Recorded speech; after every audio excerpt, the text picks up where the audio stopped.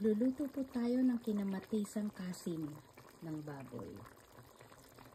Iginisa ko muna siya sa sibuyas, bawang, at 6 na pirasong malalaking kamatis.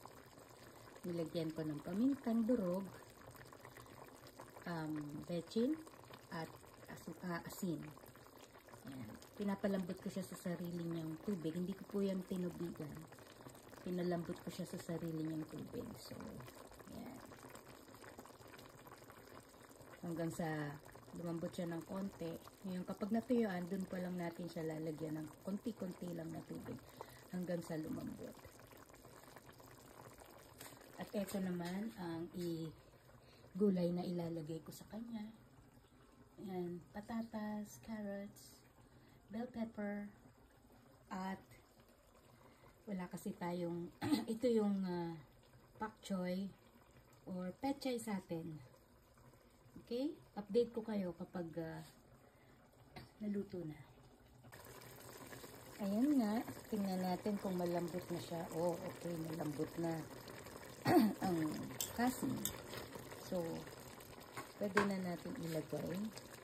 Lagyan natin ng konting tubig. Yan. At pwede na natin ilagay ang ating gulay. There you go.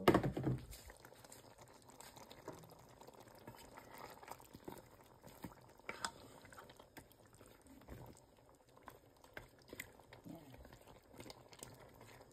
Ibabaw lang muna siya kasi lalambot din naman. Madaling lumambot ang patatas. So, dyan muna siya. Nakalimutan ko sabihin kanina habang nagigisa ako ng karne, nilagyan ko pala ng konting paprika. So, yan lang. Okay? See you in a bit. At ayan na nga po, lumambot na. Nilagyan ko muna siya ng oyster sauce, pampalasa. Yan. Siguro mga 1 tablespoon to 2 tablespoons of oyster sauce yan. Okay. At ngayon ay ilalagay na po natin ang gulay. Ayan. Sorry. Kung saan-saan na pupunta.